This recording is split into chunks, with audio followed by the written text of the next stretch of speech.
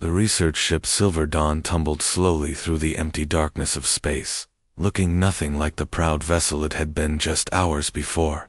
Its once bright hull, covered in living lights that pulsed like a heartbeat, now flickered, weakly like a dying firefly. The beautiful patterns that had once danced across its surface were fading fast as the ship's power systems failed one by one. Inside the ship's control room, Commander Veltar stood at her station with all four hands, working frantically across the glowing panels. Her tall, thin body swayed slightly as she moved, and the soft blue glow under her translucent skin grew dimmer with each passing moment. This wasn't just tiredness, it was pure terror. Her people, the Keithrans, had always been peaceful. They were scientists, explorers, teachers. They had never needed to know fear like this. Emergency power at 12% and falling, called out her second in command, his voice shaking. The young officer's skin patterns were flashing in rapid, panicked bursts, a sure sign of extreme stress among their kind. Life support systems are shutting down one by one. Veltar closed her large dark eyes for just a moment, trying to think clearly. They had been studying a rare type of star formation in this remote part of the galaxy, far from any major trade routes or patrol areas. It was supposed to be safe. Nobody came out here except researchers like themselves. But somehow, the Ravik raiders had found them. Through the transparent walls of the command center, she could see the enemy ships circling them like hungry wolves around wounded prey. The Ravik vessels were sleek and black, designed for one purpose, only destruction. Their hulls absorbed light instead of reflecting it, making them look like holes cut out of space itself. Energy weapons along their sides glowed with deadly promise, building up charge for what would surely be the final attack. The Raviks were everything that Keithrans were not. Where her people sought knowledge and understanding, the raiders took what they wanted by force. They had no interest in the scientific data the Silver Dawn carried. They wanted the ship itself, its rare biotech components, and probably the crew as slaves for their mining operations. "Commander," whispered her science officer, an elderly Keithran whose skin had lost most of its natural glow with age. "What do we do? Our defensive shields are completely gone. We have no weapons, no way to fight back." Veltar looked around at her crew of 23 researchers and support staff. These were her people, her responsibility. Some were barely past their first, molting young scientists excited about their first deep space mission. Others were respected scholars who had spent centuries studying the mysteries of the universe. None of them had ever fired a weapon or faced combat. They were utterly helpless against the approaching raiders. The communication system crackled to life, and a harsh voice filled the control room. The translator struggled with the guttural Ravik language, but the message was clear enough. "Keithran, vessel, you will surrender immediately or be destroyed. You have 60 seconds to respond." Veltar's hands moved to the emergency broadcast system. If they were going to die here, at least someone should know what happened to them. She opened all communication channels and began sending their final message into the vast emptiness of space. "This is Commander Veltar of the research vessel Silver Dawn of the Keithran Science Collective. We are under attack by Ravik raiders in the outer rim of the Kepler 442 system. Our defensive systems are completely destroyed and life support is failing rapidly. We are a peaceful research mission with no military capabilities. If anyone receives this transmission, please inform our families that we died in service to science and knowledge." She paused, looking at the star charts displayed on her console. Most showed empty space or hostile territories where their message would either go unheard or be ignored. But there, in the corner of the display, was a system marked with bright, red warning symbols. The charts labeled it as the homeworld of a species called humans, creatures from a planet so dangerous that most galactic civilizations refuse to go anywhere near it. The few reports about humans in their databases made for frightening reading. Their world was apparently covered in deadly weather, poisonous atmosphere, and creatures that could kill in dozens of different ways. The humans themselves were described as aggressive, unpredictable, and capable of surviving in conditions that would kill most other species within minutes. Most civilized worlds had classified their planet as completely uninhabitable and warned all ships to avoid the area entirely, but desperate times called for desperate measures. With trembling hands, Veltar adjusted their emergency beacon and aimed it directly toward the human homeworld. She had no real hope that these Deathworlders would care about the fate of unknown aliens, but it was their only chance. The distress signal raced away from their dying ship at speeds faster than light itself, carrying with it the last hope of the Silver Dawn and everyone aboard her. The alarm bells were still echoing through Terra Defense Command when Admiral Jake Morrison burst through the doors of the main operations center. His boots clicked rapidly against the polished metal floor as he made his way to the central tactical display, where a crowd of officers had already gathered around a shimmering holographic projection. "What do we have, Lieutenant?" Morrison asked, his voice cutting through the chatter of the busy command center. The massive room buzzed with activity as dozens of technicians worked at their stations, monitoring everything from deep space sensors to fleet positions across human territory. Lieutenant Ashley Chen looked up from her console, her face pale with concern. "Sir, we picked up an alien distress signal about 10 minutes ago. The computers are still working on the translation, but it's definitely a cry for help." She gestured toward the display, where strange symbols and waveforms danced across the screen. "The signal is coming from way out in the outer rim, beyond our normal patrol routes." Morrison leaned forward, studying the data with intense focus. He had been commanding Earth's defense forces for over 20 years, and he had learned to trust his instincts. Something about this situation felt different, urgent in a way that made his stomach tighten with worry. "Play it again," he ordered. Crossing his arms over his chest, the alien voice filled the command center for the third time, its strange tonal qualities making it sound almost like singing. Even through the electronic translation, the desperation was clear. The computer's mechanical voice spoke over the original.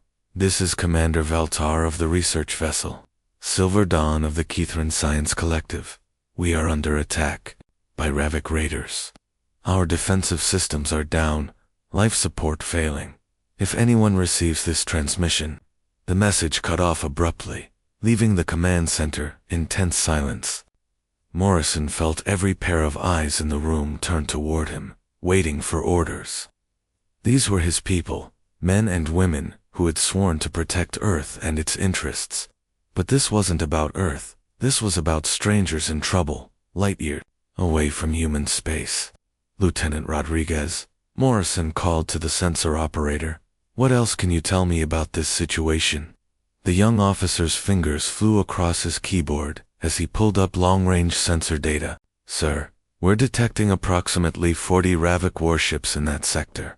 They've got the alien vessel completely surrounded. From what we can see, the aliens have no weapons to speak of. Looks like they're just scientists or explorers." "Ravik," Morrison muttered, his jaw tightening. The name left a bitter taste in his mouth. For the past 2 years, these raiders had been causing trouble along the edges of human territory, hitting cargo ships and research stations with brutal efficiency. They were cowards who preyed on the weak and ran whenever they faced real opposition. "Admiral," spoke up Captain Dylan Torres from his position near the tactical display, "our nearest patrol squadron is 8 hours out at maximum burn. But sir, they're heavily outgunned. 40 Ravok ships is more than a patrol can handle." Morrison stared at the display for a long moment, his mind racing through possibilities. Standard protocol would be to send a message to the Galactic Council, maybe dispatch a single ship to investigate after the situation had resolved itself. But by then, those aliens would be dead, or worse. "What about the Third Fleet?" he asked suddenly. Torres blinked in surprise. "Sir, the Third Fleet is currently docked for resupply, but they could be combat ready in maybe 30 minutes if we push it, and travel time." 8 hours to the contact point, same as the patrol squadron. Morrison turned to face the room full of officers, his decision crystallizing in his mind. These people had joined Earth's military to protect others, to stand against the darkness that threatened peaceful civilizations everywhere. It didn't matter if those civilizations were human or alien. "Signal all ships," he announced, his voice carrying clearly across the command center. "Operation Lightning Strike is now active. I want every available vessel in the Third Fleet prepared for immediate departure. Combat loadout, full crew complement." The room erupted in controlled chaos as officers began relaying orders and coordinating the massive fleet movement. But Captain Torres stepped closer to Morrison, concern written across his weathered face. "Admiral, with respect, we're talking about deploying 67 warships for a single distress call. That's nearly a third of Earth's entire fleet." Morrison looked his old friend in the eye, remembering all the battles they had fought together over the years. "Dylan, you know as well as I do that we don't abandon people in trouble. Doesn't matter if they're human, alien, or something in between. Those Keithrans are facing death, and we have the power to help them.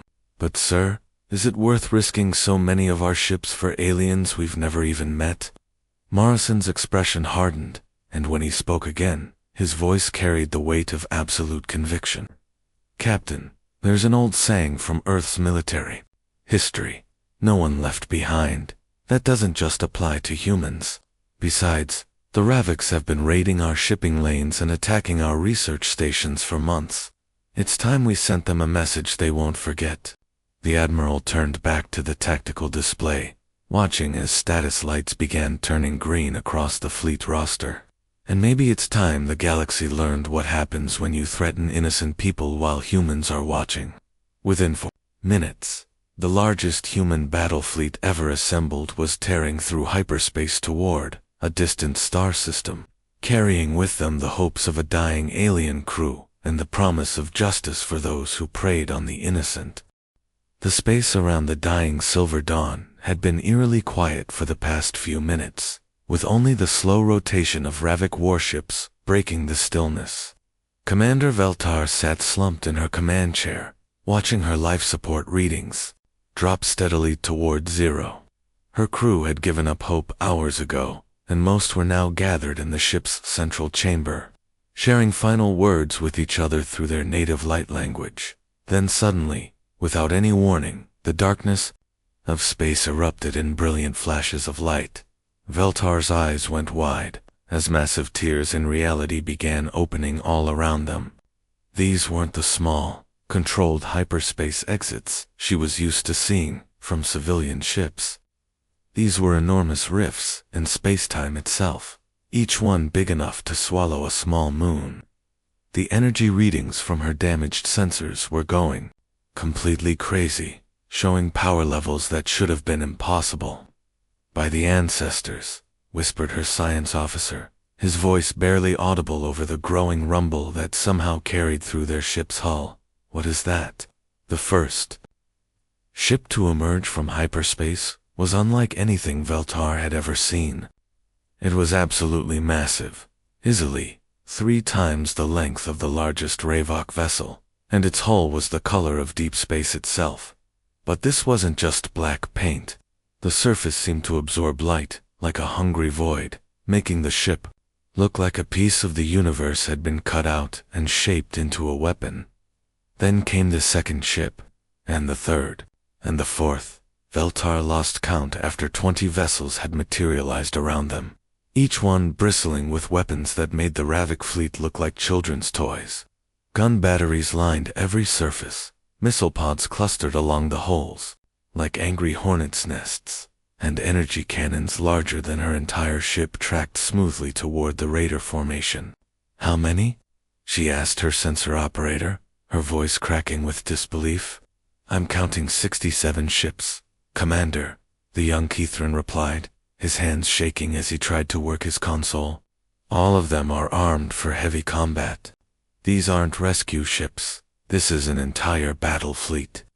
The human ships moved with a precision that was almost frightening to watch. Without any visible communication, they formed into a perfect defensive formation around the Silver Dawn, creating an impenetrable wall between the Kithran vessel and the Ravik raiders. The largest human ship, a massive dreadnought that looked like it could crack planets in half, positioned itself directly in front of the raider formation. On the other side of the battlefield, Warlord Drex stared at his tactical display in growing confusion. His bridge crew was chattering nervously in their harsh language, pointing at sensor readings that didn't make sense. The humans were supposed to be primitive savages from a backwater world. His intelligence reports had described them as barely civilized, creatures who fought with crude weapons and simple tactics. This was not what his reports had described. Warlord, his tactical officer called out, "The human ships are scanning us with targeting systems. They have weapons locked onto every ship in our fleet." Drex's reptilian features twisted into a sneer.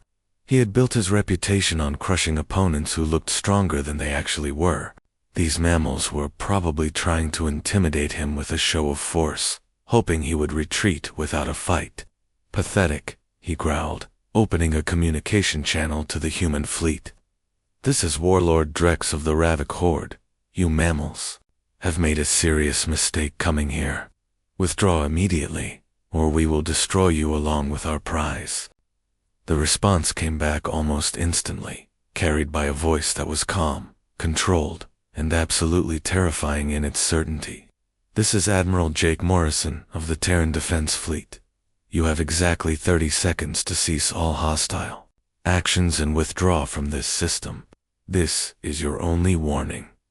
Drex laughed, a harsh sound that echoed through his bridge. "Or what, human?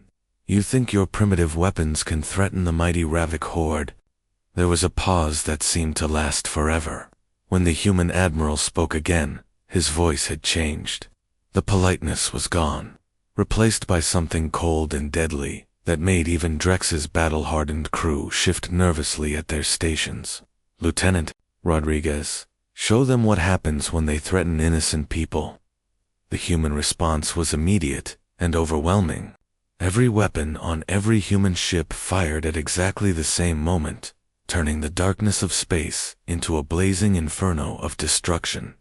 Plasma bolts the size of small buildings streaked across the void, followed by missiles that moved faster than anything Drex had ever seen.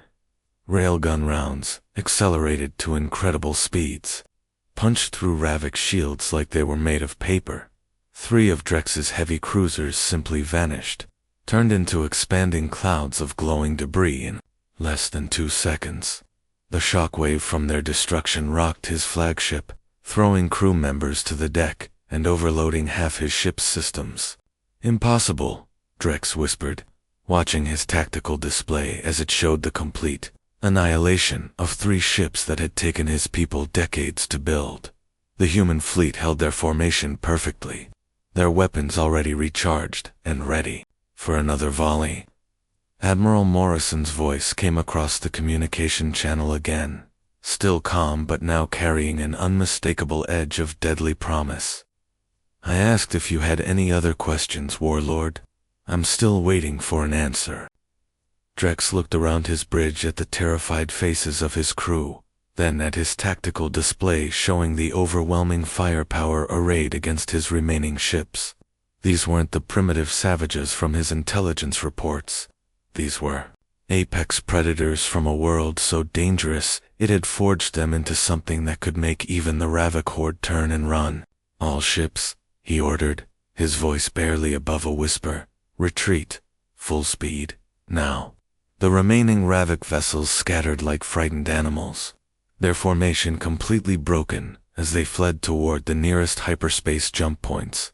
Within minutes, the raiders who had terrorized this region of space for years were gone, leaving behind only the debris of their destroyed ships and the memory of what happened when someone threatened innocence while humans were watching. The moment the last Ravik ship disappeared into the swirling vortex of hyperspace, the human fleet transformed from a formation of deadly warships into something completely different. Commander Veltar watched through her ship's cracked view as dozens of smaller vessels detached from the larger ships and began moving toward the Silver Dawn. These weren't attack craft, they were rescue ships, medical vessels, and engineering support craft. Commander, her communications officer called out weakly. His bioluminescent skin, barely glowing, were receiving multiple hail requests from the human ships. They're asking for permission to come aboard. Veltar hesitated for just a moment. Everything she had ever learned about humans suggested they were dangerous, unpredictable creatures from a world so hostile that it had turned them into living weapons. But they had also just saved her entire crew from certain death, and her people were running out of time. Grant them permission, she decided, watching as the first human shuttle approached their docking bay. All crew members, prepare for first contact protocols. Remember, these beings just saved our lives. The airlock cycled open with a hiss, and Veltar got her first real look at the legendary Deathworlders. The humans who stepped aboard were wearing bulky environmental suits that completely covered their bodies, but she could see their faces through clear helmet visors. They moved with purpose and confidence, but there was nothing threatening about their behavior. If anything, they seemed concerned and eager to help. The lead human removed his helmet, revealing features that were surprisingly gentle. His skin was darker than the pale descriptions in her database, and his eyes held a warmth that she hadn't expected from a species known for its aggression. "Commander Veltar?" he asked, his voice coming through a translation device attached to his suit. "I'm Captain Bobby Sullivan, of the rescue vessel Mercy.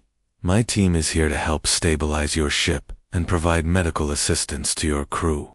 Before Veltar could respond, more humans were streaming through the airlock.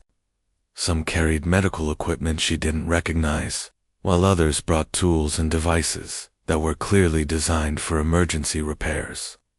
They moved through her ship with practiced efficiency, but always stopped to ask permission before entering new areas or touching any of the Silver Dawn's systems. "Medical team to Deck 7, came a voice over the human communication system. "We've got multiple injured crew members here. Bringing up the portable medbay now." Veltar followed Captain Sullivan as he led her through her own ship, which was now buzzing with human activity. In the medical bay, she watched in fascination as a human doctor worked on one of her injured crew members.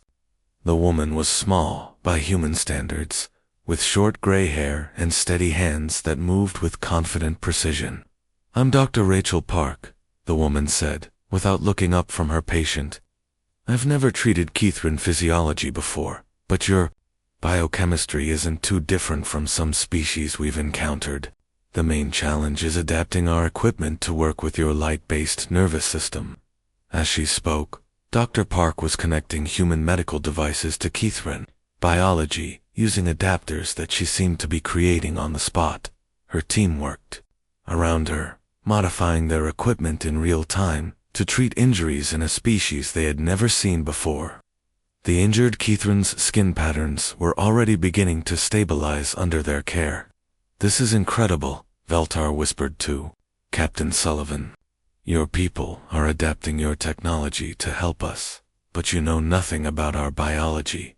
How is this possible?" Sullivan smiled, and Veltar was struck again by how gentle his expression was. Everything she had learned about humans suggested they should be fierce, aggressive beings focused only on conquest and dominance. Instead, this human radiated kindness and competence in equal measure. "Dr. Park is one of our best emergency physicians," he explained. "She's served on first contact medical teams for years. When you've treated as many different species as she has, you learn to adapt quickly. Plus, we brought our best xenobiologists and engineers on this mission." In the engineering sections of her ship, Veltar could see human technicians working alongside her own engineers to restore power and life support. They communicated through translation devices and hand gestures, but somehow they were making it work. Her people were teaching the humans about Kithran biotechnology, while the humans shared their own advanced engineering techniques. "Captain Sullivan," Veltar said finally, I have to ask you something. Why did you come? Why risk so many ships and so many lives for complete strangers? Your people traveled across vast distances to help aliens you had never met before. Sullivan stopped walking and turned to face her fully. His expression grew serious, and when he spoke, his words carried a weight that told her this was more than just military policy. Commander, can I tell you something about humans? We have a saying, no one gets left behind. It doesn't matter if you're human, Keithran, or something else entirely. When someone sends out a distress call, we answer it. That's not just our military doctrine, it's who we are as a species. He gestured toward his crew members working throughout the ship. Every person on my team volunteered for this mission the moment they heard about your situation. They didn't ask about potential rewards or political benefits. They just wanted to help people who were in trouble. Veltar felt her skin patterns shifting to colors she hadn't used since she was very young, colors that expressed wonder and deep gratitude. But the risk to your own people, there's always risk, Sullivan admitted. But leaving innocent beings to die when we have the power to help them, that's not a risk we're willing to take, ever. As they spoke, Veltar could feel her ship's systems coming back online, one by one. The lights were getting brighter, the air was getting fresher, and the constant vibration of failing engines was smoothing out into a steady hum. Her crew members were being treated and healed by beings who had every reason to see them as potential enemies, but instead treated them with the same care they would show their own people. She began composing her report to the Keithran High Council. In her mind, knowing that everything they thought they knew about humanity was wrong. These weren't the savage Deathworlders from the old reports. They were something far more remarkable, a species that had turned the harshness of their world into an unbreakable commitment to protecting others. The galaxy was about to learn that humans weren't the monsters they had feared. They were guardians, who would cross the void itself to answer a cry for help. Commander Veltar stood before the towering crystal spires of the Keithran High Council, her normally calm demeanor betraying hints of excitement that made her skin glow with rapid shifting patterns. In her hands, she held the most important report she had ever written, a document that would forever change how the galaxy viewed humanity. Honored council members, she began, her voice carrying clearly through the bioluminescent chamber. I must tell you that everything we believed about the species called humans was completely wrong. The 12 ancient counselors leaned forward. In their floating meditation pods, their aged features flickering with curiosity. These beings had lived for centuries, witnessing the rise and fall of countless civilizations across the galaxy. Very few things surprised them anymore. The humans did not send one rescue ship as we might have expected. Veltar continued, her report scrolling across the holographic displays around the chamber. They sent 67 warships. An entire battle fleet crossed hundreds of light years to save 23 strangers they had never met before. Elder Morthok, the oldest member of the council, raised one of his forearms in question. Surely this was motivated by political gain or resource acquisition. No species deploys such force without expecting something in return. That is what I thought as well, Elder Veltar replied, her skin patterns shifting to colors that expressed deep conviction. But when I asked their captain this very question, his response was simple. Nobody gets left behind. They asked for nothing in return. No trade agreements, no territorial concessions, no payment of any kind. They saved us because we needed saving. The news of the Silver Dawn rescue spread across the galactic communication networks with unprecedented speed. Within hours, every major news service was broadcasting the story of how the mysterious Deathworlders had deployed massive military force, not for conquest or expansion, but to save a single research vessel from raiders. On the aquatic world of Nereid Prime, the Council of Tides emerged from their deep-sea cities to discuss this development. The Neridians had always been cautious about contact with land-dwelling species, but the human actions intrigued them. Here was a species that prioritized protecting the innocent over personal gain. the insectoid hive minds of the Antaran cluster, who communicated through complex pheromone signals, sent their first diplomatic message to human space in over 50 years. Their collective consciousness had been impressed by humanity's coordinated response and wanted to establish formal contact. Even the proud warrior poets of the Valkyrie Nebula, who had previously dismissed humans as crude mammals, began reconsidering their position. A species that could deploy such overwhelming force in defense of others was clearly more sophisticated than their initial assessments had suggested, but nowhere was the impact more dramatic than in the halls of the Galactic Cooperative headquarters on New Geneva Station. The massive space structure, built from the combined technologies of dozens of species, buzzed with unprecedented activity as delegates from across known space debated what this development meant for galactic politics. Ambassador Shakli's Wu Sun stood at the podium in the Great Assembly Hall, looking out at representatives from 43 different species. Many of these beings had never seen a human before, and their varied forms created a spectacular display of galactic diversity. Some floated in anti-gravity pods, others required special atmospheric suits, and a few participated through holographic projection from their distant homeworlds.